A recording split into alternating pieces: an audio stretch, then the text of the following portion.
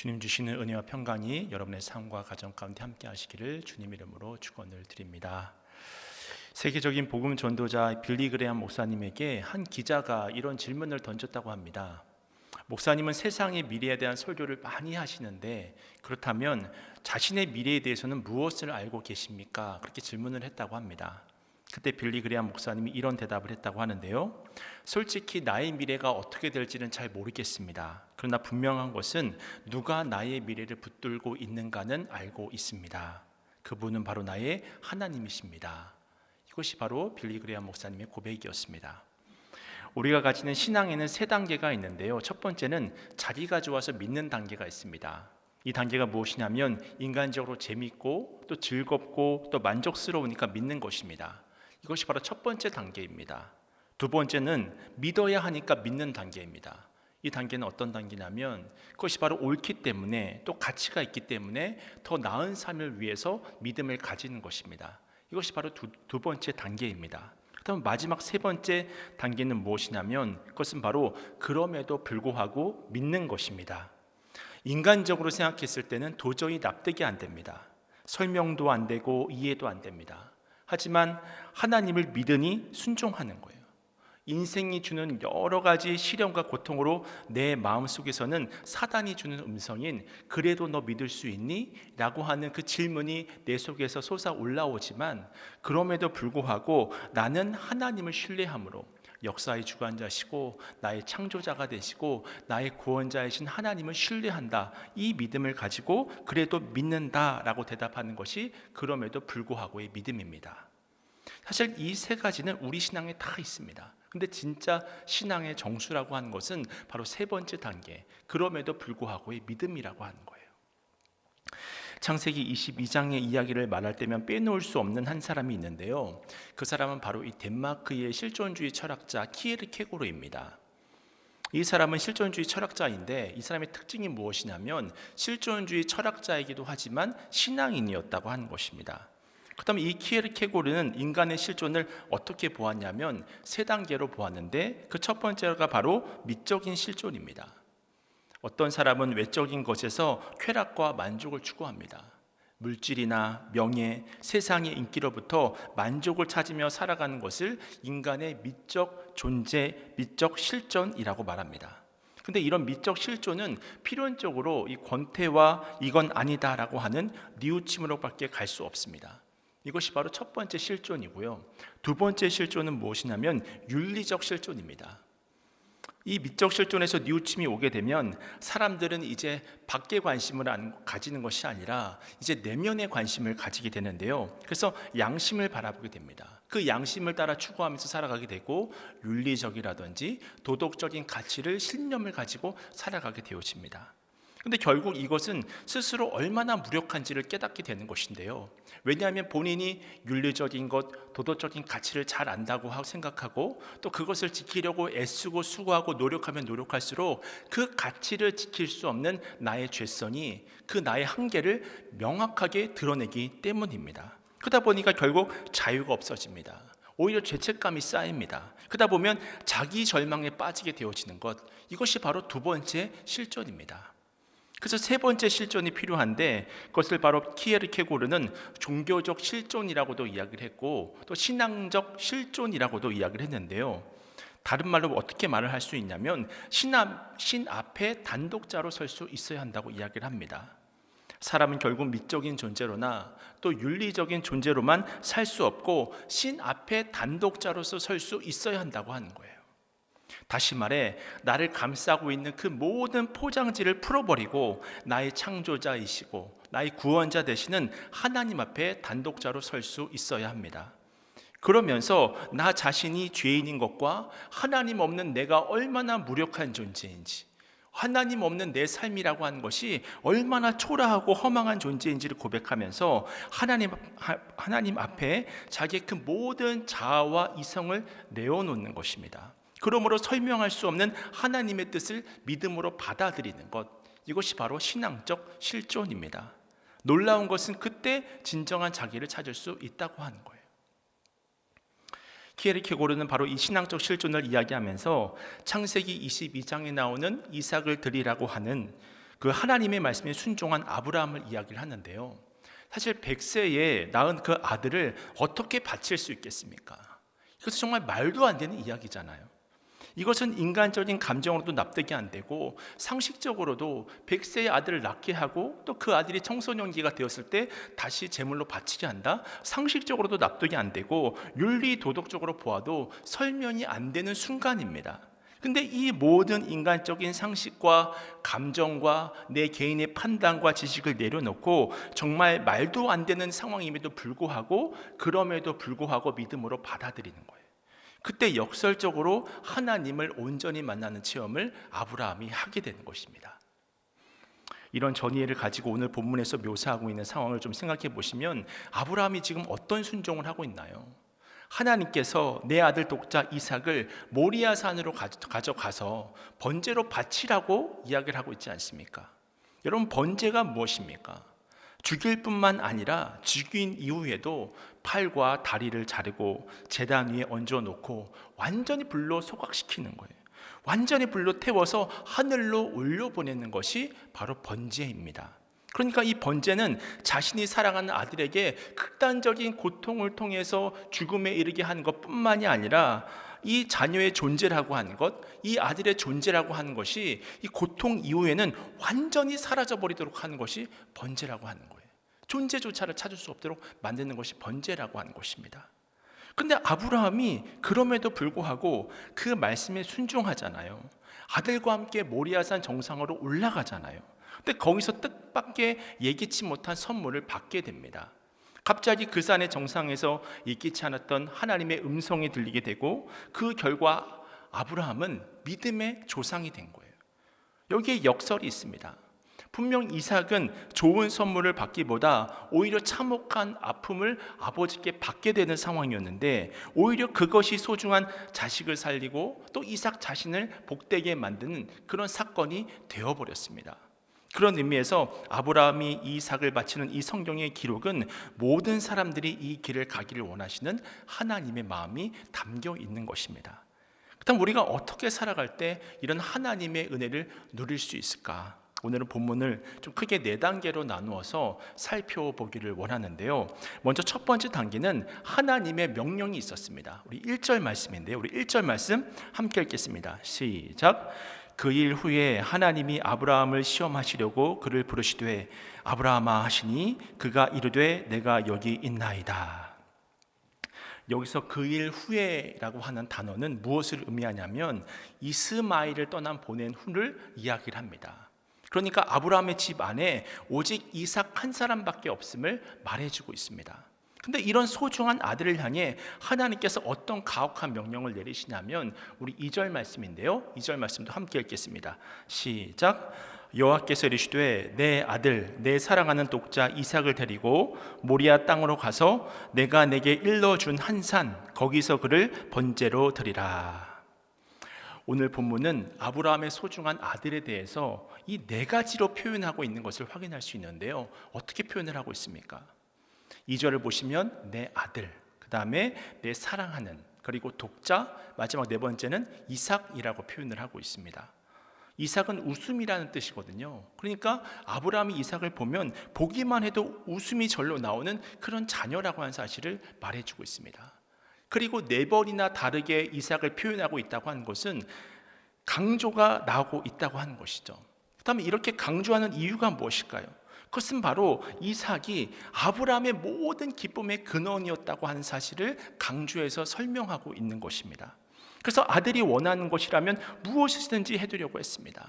아들이 웃으면 아버지도 웃었고 아들이 슬프면 아버지도 슬펐습니다.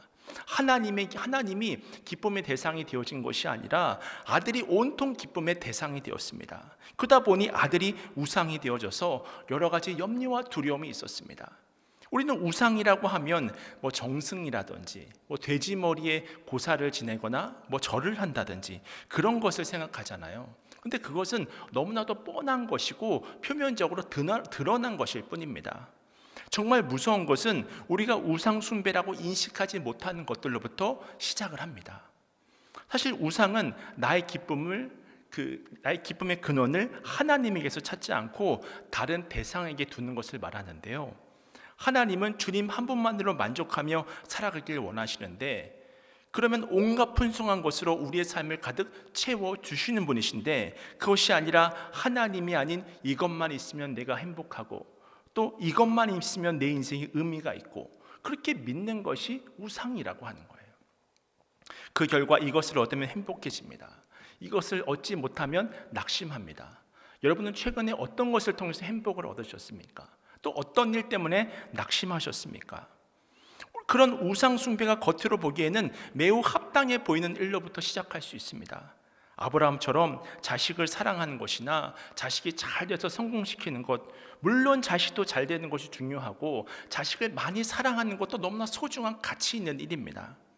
하지만 자식에 대한 사랑이 경계선을 넘어버릴 때 하나님을 예배하는 것보다, 또 하나님을 기쁘게 하는 그런 자녀로 키우기보다 오직 세상의 성공만으로 자녀를 키우려고 하는 그 순간 자녀는 우상으로 전락해버리고 마는 것입니다. 사실 신앙인도 승진해야 합니다. 근데 그 승진을 이루지 못할 때 내 인생이 끝나는 것처럼 생각이 되어진다고 한다면 이미 내 속에 하나님보다 승진이라고 하는 우상이 담겨져 있는 거예요. 사람으로서 누구에게 인정받고 칭찬받는 것은 좋은 일입니다. 근데 칭찬받지 못했다고 해서, 인정받지 못했다고 해서 내 마음이 사정없이 흔들린다고 한다면 그것 자체가 우상이 될 수 있다는 거예요. 또한 과도한 불안도 우상 숭배일 수 있습니다.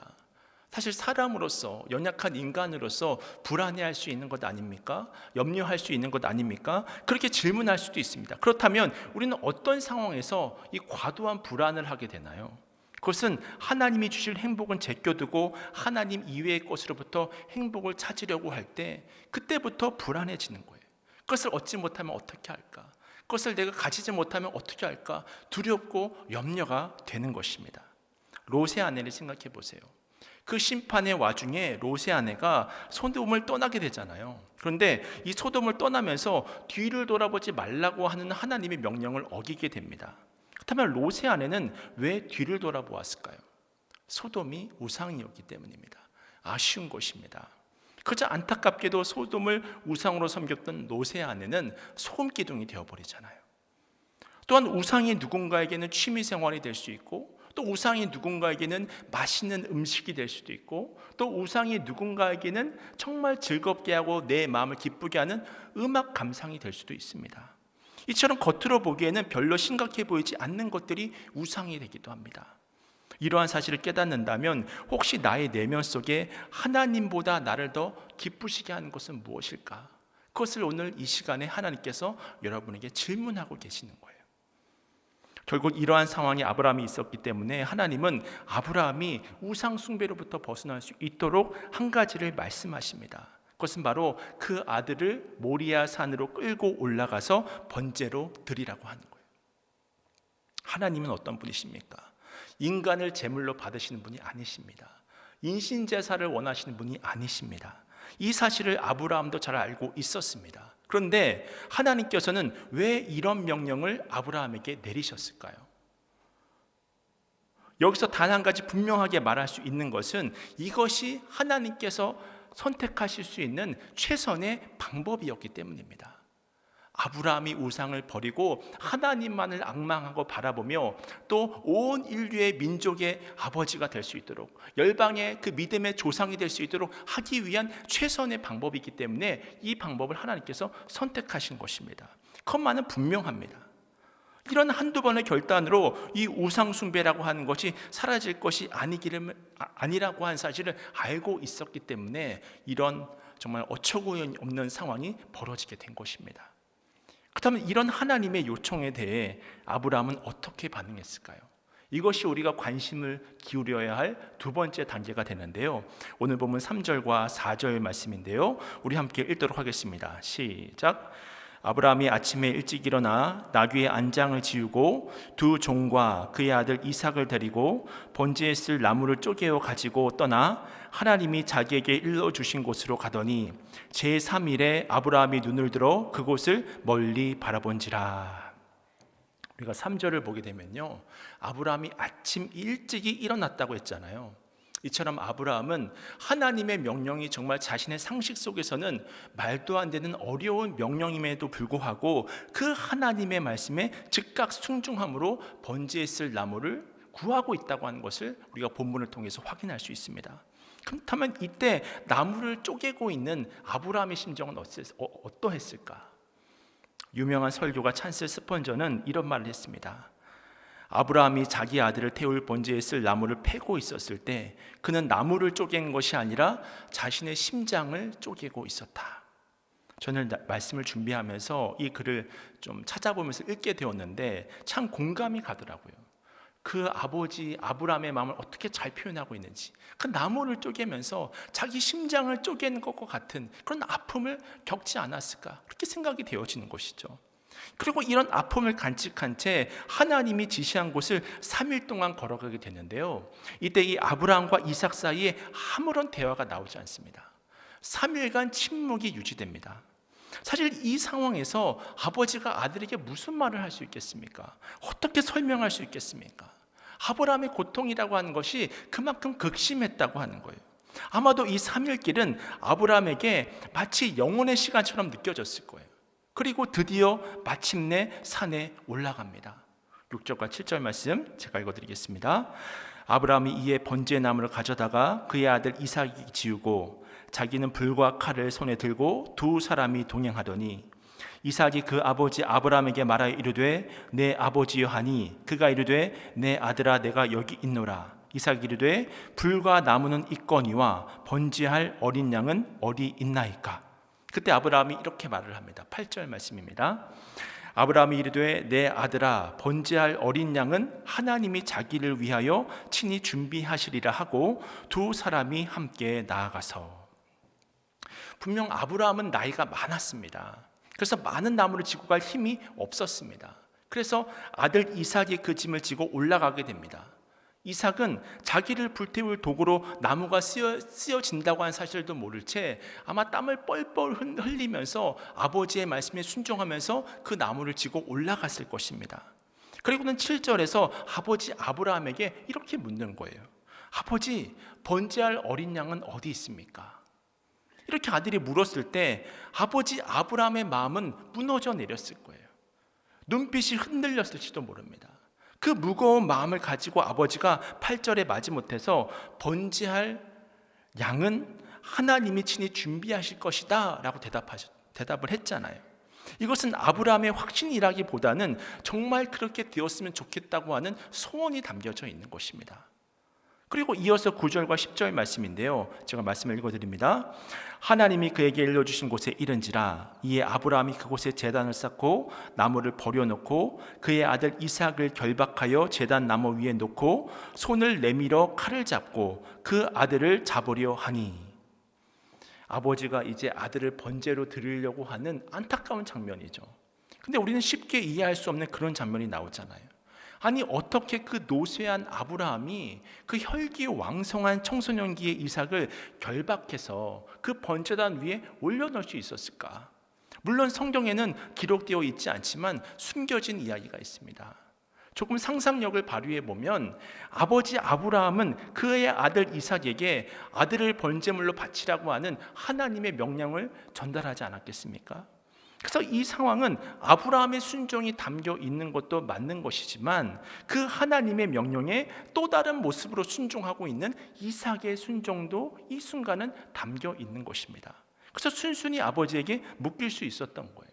그렇다면 이런 순종의 상황에서 어떤 일이 벌어졌을까? 여기서 우리는 세 번째 단계로 넘어가서 아브라함의 순종에 대한 하나님의 응답을 이제는 좀 주목해서 살펴보셔야 하는데요, 우리 11절 말씀입니다. 우리 11절 말씀은 함께 읽겠습니다. 시작. 여호와의 사자가 하늘에서부터 그를 불러 이르시되 아브라함아 아브라함아 하시는지라. 아브라함이 이르되 내가 여기 있나이다 하매. 아브라함아 아브라함아 아브라함아 두 번이나 불렀다고 하는 것은 강조의 표현이잖아요. 아주 다급하게 여호와의 사자가 아브라함아 아브라함아 불렀다고 하는 거예요. 하나님이 부르신 것입니다. 아주 다급하게 부르신 것입니다. 왜 부르셨을까요? 멈추라는 거예요. 네가 지금 순종하고 있는 그 모습을 멈추라고 하는 것입니다. 이미 하나님께서 너의 순종을 보셨다라고 하는 것을 말씀해 주고 있는 것입니다. 그래서 급하게 불러 세운 거예요. 그리고는 이어지는 13절에서 어떤 상황이 펼쳐지게 되냐면 13절 말씀입니다. 제가 읽어드립니다. 아브라함이 눈을 들어 살펴본즉 한 순양이 뒤에 있는데 뿔이 숫풀에 걸려 있는지라. 아브라함이 가서 그 순양을 가져다가 아들을 대신하여 번제로 드렸더라. 참 놀라운 것은 하나님께서 예비하신 순양이 숫풀에 걸려 있는 거예요. 이 13절 말씀에서 중요한 단어는 대신하여 번제를 드렸더라 라고 하는 단어입니다. 그렇다면 대신하여 번제를 드렸다는 것은 무슨 말일까요? 아들이 죽어야 할 자리에 누가 죽은 것입니까? 순양이 죽은 것입니다. 이삭이 죽어야 하는 자리에 대신 순양이 제물이 되었다고 하는 것입니다. 그때 아브라함의 심정은 어땠을까요? 정말 가슴이 터질 것 같은 감동이 있지 않았겠습니까? 창세기 12장에서 또 창세기 15장에서 계속해서 너로 큰 민족을 이룰 것이라고 하는 하나님의 약속을, 그 약속을 하나님께서 저버리지 않으셨구나, 그 약속을 다시 한번 생각하면서 그 말씀을 신뢰하지 않았겠습니까? 게다가 이 사실을 창세기 22장 16절에서 18절 말씀에서 한 번 더 하나님은 강조하고 계십니다. 제가 그 말씀을 읽어드릴 텐데요. 16절 말씀, 이르시되 여호와께서 이르시기를 내가 나를 가리켜 맹세하노니 내가 이같이 행하여 내 아들 내 독자도 아끼지 아니하였은즉 내가 내게 큰 복을 주고 내 씨가 크게 번성하여 하늘의 별과 같고 바닷가의 모래와 같게 하리니 내 씨가 그 대적의 성문을 차지하리라. 또 내 씨로 말미암아 천하 만민이 복을 받으리니 이는 내가 나의 말을 준행하였음이니라 하셨다 하니라. 아멘. 이처럼 하나님의 역사로 죽어야 할 내 아들에게 살 길이 열리게 되었잖아요. 게다가 또 한 번 하나님께서 약속의 말씀으로써 확증을 해주시니 그 감동과 감격, 그 눈물, 이루 말할 수 없는 기쁨으로 충만했을 그 아브라함의 모습, 그 이삭의 모습이 우리의 눈 속에 그려지지 않습니까? 여기서 우리는 네 번째 단계로 결국 오늘 본문이 말하고자 하는 내용이 무엇인지를 이제는 확인해 보아야 합니다. 다시 말해 오늘 성경은 대속이 무엇인지를 알려주고 있습니다. 여러분, 대속이 무엇입니까? 분명 내 아들이 죽어야 될 자리였습니다. 근데 누군가 죽음으로써 내 아들이 살아나는 결과가 나타났잖아요. 분명 아브라함이 죽어야 할 자리였잖아요. 우상을 숭배하는 아브라함이 죽어야 할 자리였고 또 이삭이 죽어야 될 자리였는데 대신 하나님께서 준비하신 양이 희생됨으로써 이들 부자가 살아나게 되었습니다. 여기서 대속의 은혜가 나온 것입니다. 그렇다면 이 양은 도대체 어디서 왔을까요? 보통 양은 무리를 지어다니는 습성이 있잖아요. 그리고 목자의 감시를 받습니다. 근데 이날만큼은 이 양이 그 무리로부터 떨어져 나왔고 하필 그날 그 시각에 숲풀에 걸려 있었습니다. 그 이유에 대해 오늘 본문 14절은 다음과 같이 말하는데요. 우리 다 함께 14절 말씀은 함께 읽겠습니다. 시작. 아브라함이 그 땅 이름을 여호와 이레라 했으므로 오늘날까지 사람들이 이르기를 여호와의 산에서 준비되리라 하더라. 아멘. 아브라함이 여호와 이레라고 불렀다고 합니다. 그리고 오늘날까지 여호와의 산에서 준비되리라 라고 증거하는 것으로 보아 이 모든 것이 하나님께서 예비하신 은혜임을 이 본문을 통해서 확인할 수 있습니다. 이 사실을 깨달았을 때 아브람과 이삭은 서로를 바라보며 부둥켜 울지 않았을까요? 그리고 본문이 이야기하고 있는 것처럼 여호와 이레의 하나님을 찬양했을 것입니다. 그리고 이 일이 있은 후 2000년 후에 하나님의 아들 예수님이 이 땅에 오시게 되잖아요. 그리고 어느 날 예수님이 요한복음 8장에서 이렇게 선포하십니다. 요한복음 8장 56절 말씀입니다. 너희 조상 아브라함은 나이 때 볼 것을 즐거워하다가 보고 기뻐하였느니라. 아멘. 여러분, 예수님의 말씀은 진리잖아요. 더 이상 보탤 것도 없고 뺄 것도 없는 사실이지 않습니까? 근데 그 예수님께서 어떤 말씀을 하십니까? 아브라함이 지금 여호와 이레 하나님을 찬양하면서 아들을 부둥켜 안고 감격하고 있을 때 단순히 자신의 아들 이삭이 살아난 것만 보고 기뻐했던 것이 아님을 말해주고 있습니다. 아브라함이 무엇을 기뻐했습니까? 여호와의 산에서 준비되리라. 무슨 말입니까? 아브라함이 그 순간 한 가지 환상을 보았습니다. 아브라함이 죽어야 할 자리에 양이 대신 죽었던 것처럼 그 아들 이삭이 죽어야 할 자리에 그 순양이 대신 죽었던 것처럼 지금 이 시간 예배를 드리고 있는 우리를 포함한 아브라함의 그 수많은 믿음의 자손들이 죽어야 할 그 자리를 대신해서 오셨던 예수님을 보았던 것입니다. 그러므로 인간의 그 모든 죄와 우상 숭배를 끝내시고 그로 인한 하나님의 그 모든 진노를 단 한 번의 제사로 해결하시는 예수님이 그 산에서 준비될 것이라고 하는 환상을 아브라함이 보았기 때문에 기뻐했다고 말하고 있는 거예요. 그리고 요한복음은 그 어린 양이 사실 예수님이라고 한 사실을 세례 요한의 입술을 통해서 증거하고 있습니다. 요한복음 1장 29절 말씀입니다. 이튿날 요한이 예수께서 자기에게 나오심을 보고 이르되 보라 세상 죄를 지고 가는 하나님의 어린 양이로다. 아멘. 그렇습니다. 보라 세상 죄를 지고 가는 하나님의 어린 양이로다. 바로 그분이 예수님이라고 세례 요한은 지목을 했습니다. 그래서 결국 그 운명의 날도 예수님은 그 산을 오르게 됩니다.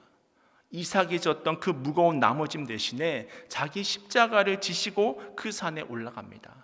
그 산의 이름은 바로 모리아 산의 한 능선인 갈보리 언덕입니다.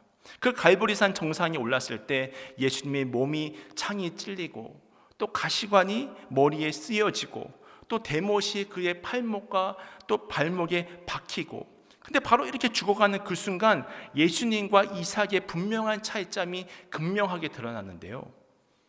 그것은 바로 무엇이냐면 분명히 이삭이 번제로 드려졌을 때는 하나님께서 다급하게 아브라함아 아브라함아 두 번이나 강조해서 불러주셨잖아요. 내가 너의 순종의 모습을 보았다. 멈춰도 된다. 너의 믿음은 충분히 내가 보았다. 그렇게 말씀하셨잖아요. 근데 예수님께서 십자가를 지셨을 때는 하나님께서 침묵하십니다. 예수님을 위해서 대신 죽어야 할 양도 없습니다. 오히려 예수님께서 스스로 어린 양이 되셔서 아브라함과 이삭을 대신하여 그리고 온 인류의 죄를 대신하여 스스로 어린 양이 되어서 십자가에 달려서 돌아가신 것입니다. 그리고 예수님이 죽으셨던 그 순간 하늘에서는 어둠이 내렸고 땅에는 지진이 났습니다. 아브라함과 이삭은 2000년 전 모리아 산에서 서로를 부둥켜 안고 기뻐했는데 이 갈보리산 위에서 예수님은 철저히 아버지 하나님께 버림받았고 하나님과 단절을 경험했습니다. 어둠 속에 갇히게 되셨습니다. 그다음 하나님께서는 왜 이렇게 하셨을까? 그것은 바로 우리의 죄가 너무나 크기 때문입니다. 너무나도 극렬하게 우리의 죄가 크기 때문입니다. 하나님께서 우리를 사랑하셔서 우리의 죄를 해결하시는 길은 이 길밖에 없었기 때문입니다. 그래서 많은 분들이 암송하고 계시는 요한복음 3장 16절 말씀인데요. 하나님이 세상을 이처럼 사랑하사 독생자를 주셨으니 이는 그를 믿는 자마다 멸망하지 않고 영생을 얻게 하려 하심이라. 아멘.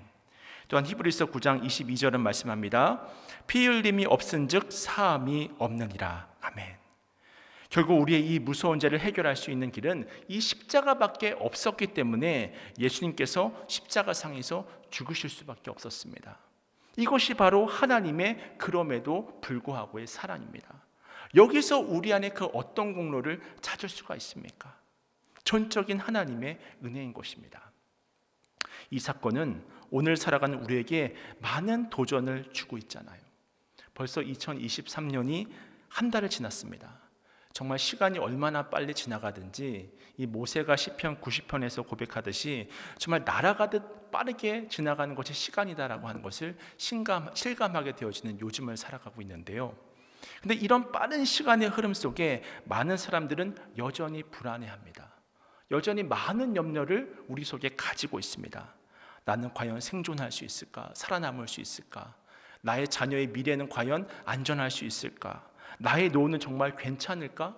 인생이 주는 이런 여러 가지 염려와 두려움 때문에 늘 불안과 우울과 낙심을 가지고 살아가는 것이 바로 현대인들의 삶입니다. 이는 그리스도인들도 별반 다르지 않은 것 같습니다. 근데 이런 문제에 대해 예수 그리스도의 십자가 대속의 은혜를 체험한 사도 바울은 어떤 고백을 하게 되냐면 로마서에서 이런 고백을 합니다. 로마서 8장 32절 말씀입니다. 자기 아들을 아끼지 아니하시고 우리 모든 사람을 위하여 내주신 이가 어찌 그 아들과 함께 모든 것을 우리에게 주시지 아니하겠느냐. 하나님께서 당신의 독생자 예수 그리스도를 죽이시면서까지 우리를 구원하기로 계획하셨다고 한다면 우리가 살아가는 그 모든 일에 관심을 기울이고 계신다고 하는 사실을 믿으시길 축원합니다. 그런 의미에서 우리에게 지금 고난이 있다고 한다면 필요해서 주시는 거예요. 그리고 이런 고난과 어려움 속에서도 주님을 더욱더 신뢰하며 또 아브라함과 같이 그럼에도 불구하고 순종의 삶을 살아가면서 나아갈 때 우리는 우리의 필요를 정확하게 모르지만 내게 정말 필요한 것이 무엇인지를 그 어떤 전문가도 설명해 줄 수 없지만 하나님께서는 영원부터 영원까지를 존재하시는 분이시고 또 우리의 영원부터 영원을 보시는 분이시잖아요. 그렇다고 한다면 정확하게 우리의 필요를 아시는 하나님께서 여호와 이레로 지금 이 시간에도 우리와 함께 하시는데 여러분 무엇 때문에 두려워하시고 무엇 때문에 염려하고 계십니까? 순양을 예비하시고 예수 그리스도의 십자가 보혈의 은혜를 성취하신 하나님을 이 시간 온전히 바라보실 수 있기를 축원합니다. 이 사실을 신뢰하며 우리 인생의 운전대를 내 인생의 주인이자 내 인생의 구주가 되시는 주님께 맡겨드리는 거예요. 이것이 바로 여호와 이레를 아는 신앙인의 참 모습입니다. 바라기는 그렇게 모든 상황 중에 주님을 더욱더 바라보심으로 하나님이 계획하신 그 구원 역사 가운데 같이 참여해서 천국잔치에 기쁨으로 동참할 수 있는 여러분 모두가 되시기를, 모든 인생이 주는 두려움과 염려를 이겨내시고 늘 승리하는 삶을 살아가시는 여러분 모두가 되시기를 주님의 이름으로 축원을 드립니다.